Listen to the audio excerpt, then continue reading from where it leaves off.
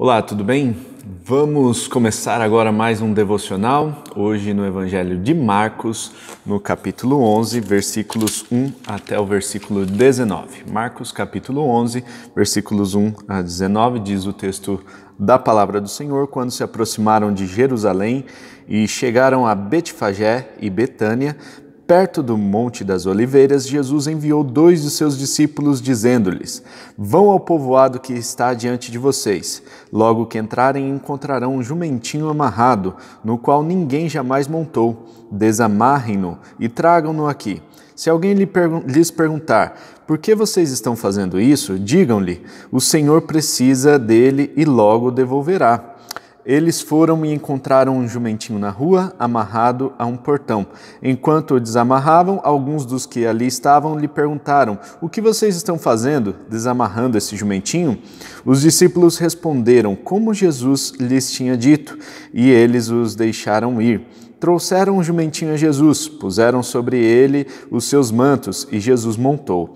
Muitos estenderam seus mantos pelo caminho, outros espalharam ramos que haviam cortado nos campos. Os que iam adiante dele e os que o seguiam gritavam: Hosana, bendito o que vem em nome do Senhor, bendito o reino vindouro de nosso pai Davi, Hosana nas alturas. Jesus entrou em Jerusalém e dirigiu-se ao templo. Observou tudo à sua volta e, como já era tarde, foi para Betânia com os 12. No dia seguinte, quando estavam saindo de Betânia, Jesus teve fome. Vendo à distância uma figueira com folhas, foi ver se encontraria nela algum fruto.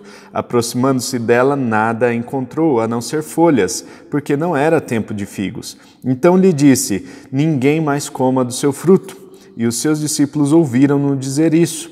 Quando chegaram a Jerusalém, Jesus entrou no templo e ali começou a expulsar os que estavam comprando e vendendo. Derrubou as mesas dos cambistas e as cadeiras dos que vendiam pombas, e não permitia que ninguém carregasse mercadorias pelo templo. E os ensinava dizendo: não está escrito, a minha casa será chamada casa de oração para todos os povos? Mas vocês fizeram dela um covil de ladrões. Os chefes dos sacerdotes e os mestres da lei ouviram essas palavras e começaram a procurar uma forma de matá-lo, pois o temiam, visto que toda a multidão estava maravilhada com o seu ensino. Ao cair da tarde, eles saíram da cidade. Bom, irmãos, hoje o nosso texto nos traz aqui algumas lições importantes sobre Jesus e sobre eclesiologia, sobre a função da igreja. Eu quero compartilhar um pouquinho com os irmãos sobre esta função da igreja. Em primeiro lugar, quando nós lemos no texto aqui que Jesus saiu ele estava indo para Jerusalém, ele estava indo já para a sua última Páscoa, a última celebração da Páscoa. Nesse momento, ele já estava consciente de que ele iria para Jerusalém, iria ser preso naquele momento e estaria cumprindo a sua missão, sendo crucificado. E, portanto, ele estava indo já para o final da sua missão aqui na terra. Eles estavam chegando até Jerusalém, chegaram próximo a Jerusalém, num povoado chamado Betfagé, ficava cerca de uns 5 quilômetros de Jerusalém, já estava chegando então na cidade de Jerusalém, já estava ali na grande Jerusalém, Betânia também é um povoado que ficava bem pertinho já da cidade, e aí, ao chegar nesse povoado, Jesus manda que 2 discípulos vá à frente dele para preparar o lugar aonde Jesus chegaria mais tarde. Eles buscam lá um jumentinho e mais interessante é que tudo quanto Jesus fala para os discípulos veem acontecer.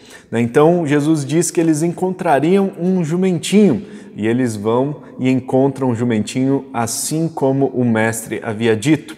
Eles estavam desamarrando o jumentinho e chegam pessoas e perguntam: o que vocês vão fazer com esse jumento? Né? E aí Jesus já tinha informado os seus discípulos sobre essa questão. Alguém ia perguntar para eles: o que vocês vão fazer com esse jumento? Então a resposta já estava de bate-pronto, a resposta já estava nos lábios, eles já estavam preparados para aquela pergunta. E o que acontece, irmãos, é que Jesus é aquele que é profeta.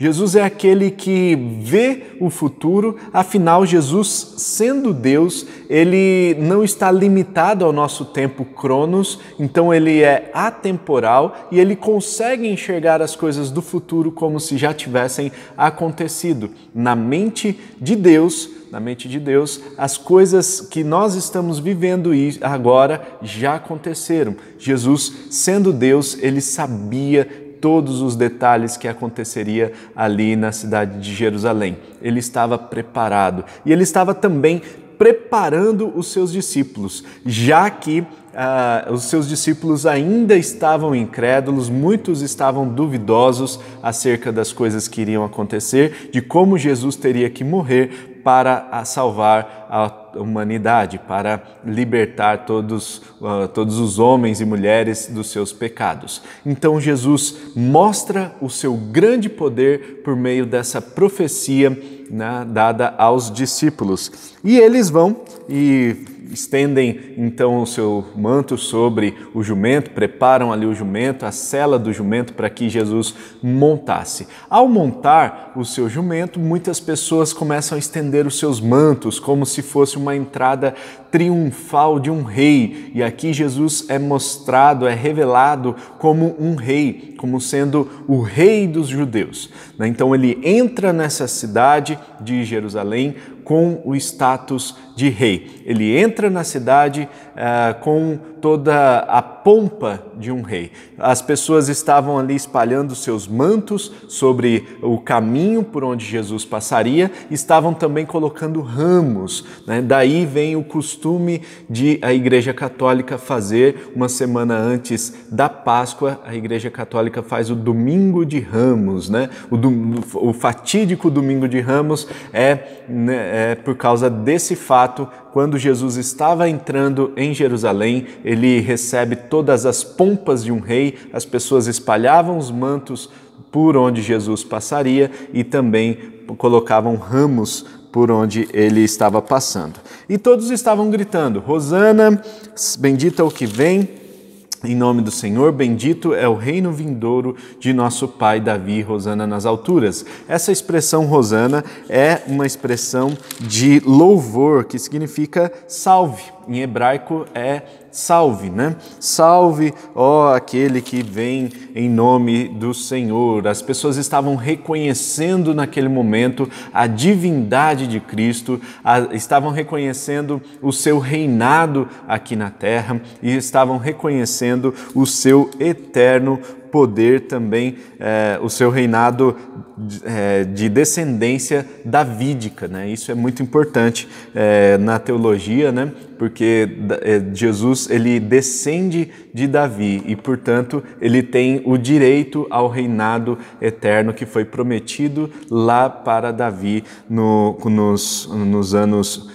800 aproximadamente, né? Então, Jesus é o cumprimento da promessa lá do Antigo Testamento em que o reino foi prometido, o trono foi prometido à descendência de Davi. Hosana nas alturas, então, salve aquele que vem em nome do Senhor, salve aquele que seja glorificado aquele que está sob o jumentinho, está passando pelo caminho com os mantos estendidos, salve aquele que está chegando com pompa de rei. Jesus chega a Jerusalém e vai direto ao templo. Quando chega no templo, ele no caminho ele passa por uma figueira, né? Desculpa, vamos lá. No caminho ele passa por uma figueira, ele estava com fome, ele vê a figueira não tem frutos, só tinha folhas. No entanto, ele amaldiçoa essa figueira e ele diz para que essa figueira não tenha mais frutos. Guarda essa mensagem aí, porque num outro momento a gente vai conversar sobre essa figueira especificamente, porque essa figueira simbolizava a fé de Israel. Por isso que o texto bíblico faz essa pausa no caminho de Jesus. Jesus estava indo para o templo, Jesus identifica como estava a espiritualidade daquele povo, a espiritualidade do povo de Israel. Estava como aquela figueira, com folhas, mas sem frutos. A espiritualidade de Israel era uma espiritualidade aparentemente bonita, parecia que tinha muita coisa boa, no entanto, não tinha frutos, né? Então, por isso que esse texto é colocado aqui no caminho de Jesus para o templo. E quando Jesus chega ao templo, ele vê cambistas, ele vê pessoas que estavam ali vendendo animais, né? Derrubou as mesas dos cambistas e as cadeiras dos que vendiam pombas e não permitia que ninguém carregasse mercadorias pelo templo. E os ensinava dizendo: não está escrito, minha casa será chamada casa de oração para todos os povos? Então nós temos aqui, irmãos, um sistema complexo religioso daquela época. O que aconteceu foi o seguinte: no Antigo Testamento nós temos o sistema sacrificial que foi ali determinado por Moisés. Mais para frente nós vemos isso se aperfeiçoando por meio do tabernáculo e depois no templo propriamente dito, né? Então, a forma que o povo acreditava adorar a Deus, né? Então era em forma de sacrifícios. E esses sacrifícios eram oferecidos no templo, né? Especificamente no templo. Então, as pessoas elas tinham que ter os seus próprios animais para oferecer ali em sacrifício a Deus. Eles criavam algumas ovelhas, criavam alguns pombos, alguns pássaros para que eles pudessem oferecer no templo. Acontece que a economia do país foi mudando. Com a mudança da economia do país, as pessoas não tinham mais os seus animais a sua criação de animais. As cidades foram mudando, a estrutura da cidade foi se alterando. Com isso, as pessoas não podiam ter mais animais dentro das suas próprias residências, para que eles pudessem oferecer como sacrifícios. Então, o que começou a acontecer? Existia também naquela época, uma outra coisa, né? Existia a moeda do templo, existia a moeda de Roma, né? O dinheiro que era corrente naquela época, e existia a moeda do templo. Muitos estudiosos dizem que existia o imposto do templo, por isso que Jesus diz: dai a César o que é de César e dai a Deus o que é de Deus, como se fosse um dízimo obrigatório, vamos dizer assim, né? Então essas moedas do templo era uma moeda que corria ali somente dentro do templo. Então ali fora do templo ficavam os cambistas, essas pessoas que trocavam o dinheiro, moeda romana, pela moeda que era oferecida no templo, como sacrifício, como oferta, certo? Existia também, como as pessoas não tinham animais mais para poder oferecer sacrifício, então as pessoas tinham que comprar os seus próprios animais para oferecer o sacrifício. Então, ao redor do templo, começaram a se juntar pessoas que vendiam os animais. E como era na época de Páscoa, onde grande parte da população de Israel ia até Jerusalém para celebrar a Páscoa, era uma grande festa que durava aí pelo menos 4 dias, e durante essa festa da Páscoa eles ofereciam sacrifícios. O templo ficava funcionando 24 horas assim a pique, né, para que todos os sacerdotes eram acionados, o sumo sacerdote também, os sumos sacerdotes. Mais para frente a gente vai falar um pouquinho sobre esse sistema complexo religioso daquela época, e naquela época havia 2 sumos sacerdotes. Infelizmente, né, só poderia ter um, né, mas naquela época havia 2. Isso porque a coisa estava virando tão complexa, né? Um sistema político mesmo dentro do templo e comercial. Então o templo estava virando uma empresa, as pessoas ficavam ali ao redor do templo vendendo os seus animais. O que aconteceu foi que quando Jesus chega no templo para oferecer o sacrifício, e para a festa da Páscoa, ele vê os cambistas na parte de dentro do templo. Ou seja, aqueles cambistas que estavam antes fora, eles já estavam dentro do templo, já estavam tomando conta de todo o sistema religioso daquela época. E as pessoas tinham que comprar os seus animais. Muito provavelmente, por causa da época da Páscoa, esses animais estavam superfaturados. E aí, as pessoas chegavam com o seu dinheiro e compravam ali o seu animal que seria oferecido no decorrer da Páscoa. Então era um sacrifício que todos que estavam ali deveriam oferecer. E o que acontece então, irmãos, é que Jesus vê esse sistema religioso e ele fica indignado com tudo que ele vê. Ele começa a virar as mesas, ele começa a bater em todo mundo que estava ali, Sai daqui, não quero ninguém aqui na casa de Deus, porque essa casa, ela deve ser reconhecida como casa de oração e não casa de comércio. E aqui nós temos, irmãos, a vocação espiritual da igreja. Jesus chama atenção para a vocação espiritual da igreja. A igreja não foi chamada para ser comércio. A igreja não foi chamada para oferecer produtos. A igreja não foi chamada para ser um ponto de vendas de qualquer coisa que seja. A igreja foi chamada para ser casa de oração. A igreja foi chamada para ser aquela que leva a salvação para as pessoas. E aquelas igrejas que fazem um tipo de venda para manutenção do templo e tal, a gente precisa pensar bem se essa questão da venda, do comércio assim, tem que ser feita dentro da igreja. Muitos cultos hoje estão rodeados de comércio. Então o pastor ele gasta mais tempo recomendando livros, camisetas, bíblias, o que quer que seja.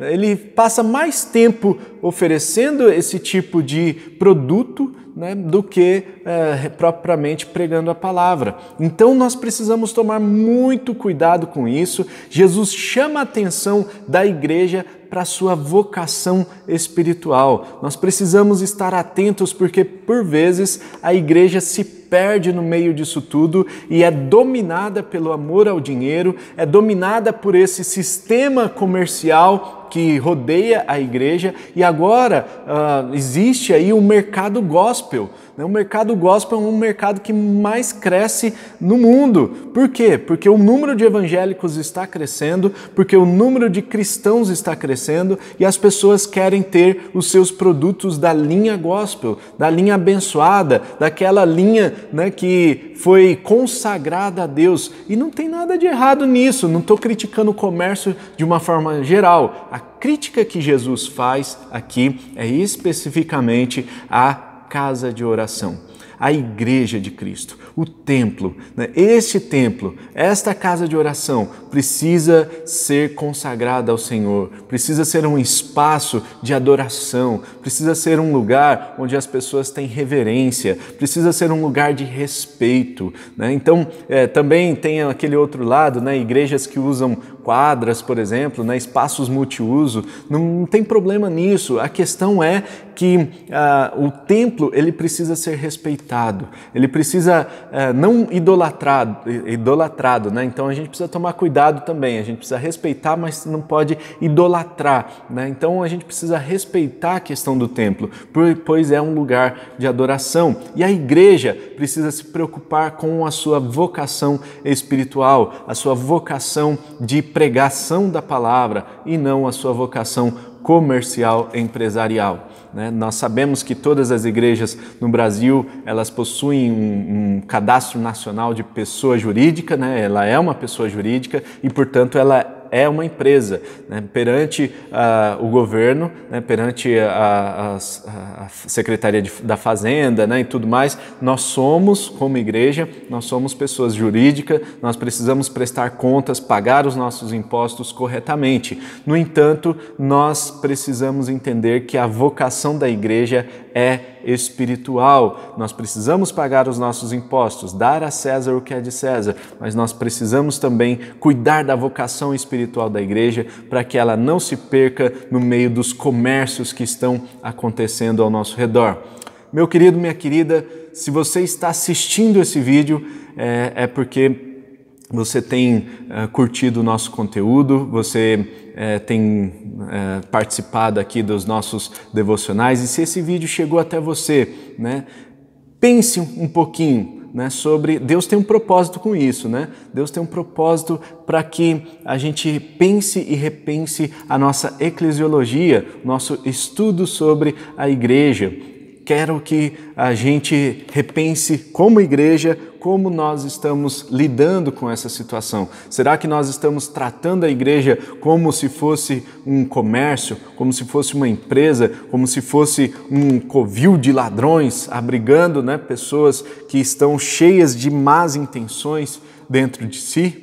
Né? Ou nós somos aquela casa de oração, aquele lugar onde as pessoas buscam a presença de Deus e buscam ter um encontro com o nosso Pai Celestial. Né? Então, quando os sacerdotes ouviram o que Jesus estava ensinando, eles logo procuraram matá-lo, visto que Jesus estava ensinando algo que confrontava aquele sistema religioso, aquele sistema complexo, mas um sistema perverso, um sistema maléfico, um sistema coordenado por pessoas que amam ao dinheiro acima de todas as coisas, acima até do próprio Deus. Que nós tenhamos cuidado com toda essa atitude daqueles sacerdotes daquela época e que nós vigiemos para que nós mesmos não caiamos em tentação, que nós entendamos que a nossa vocação é espiritual e que nós somos chamados a levar o plano de salvação para todas as pessoas. Vamos orar. Pai Celestial, muito obrigado a Deus pelo dia de hoje. Eu quero pedir a sua bênção sobre o dia dos meus irmãos que estão assistindo a esse vídeo. Eu quero pedir que o Senhor abençoe a vida de cada um, aqueles que tomarão decisões difíceis hoje, aqueles que também vão descansar, aqueles que vão experimentar, ó Deus, a sua presença, cuidando de cada detalhe das suas vidas. Eu quero orar também por aqueles que estão enfermos. Ó Deus, que o Senhor derrame cura, que o Senhor derrame paz, que o Senhor derrame prosperidade. Ó Deus, nós estamos vivendo um tempo de pandemia, onde esse vírus tem chegado a muitas pessoas. Que em nome de Jesus o Senhor proteja essas pessoas, proteja os seus filhos. Nós repreendemos a ação do inimigo, nós repreendemos a ação de Satanás sobre a vida dessas pessoas, nós repreendemos a ação desse vírus, nós declaramos a libertação do Senhor e nós declaramos o revestimento e a proteção do Teu Espírito Santo sobre as nossas vidas. Que em nome de Jesus, ó Deus, nós sejamos abençoados, prósperos, bem-sucedidos, que o Senhor derrame da Sua paz sobre as nossas vidas no dia de hoje, que possamos refletir a Sua imagem, a Sua glória, que em nome de Jesus sejamos instrumentos para levar o plano de salvação para muitas pessoas que estão precisando ao nosso redor. Muito obrigado pelo dia de hoje e nós queremos, ó Deus, ter um dia abençoado e cumprir o propósito do Senhor para as nossas vidas no dia de hoje. Abençoa-nos em nome de Jesus. Amém e amém. Amém, irmãos? Deus abençoe. Amanhã tem vídeo novo no nosso canal. Você pode acompanhar a gente aqui pelo YouTube. Não se esqueça de se inscrever e ativar o sininho. Se inscreve aqui embaixo, ativa o sininho para que você possa ficar por dentro dos próximos vídeos que nós estaremos postando. Deus abençoe. Tamo junto. Abraços e tchau.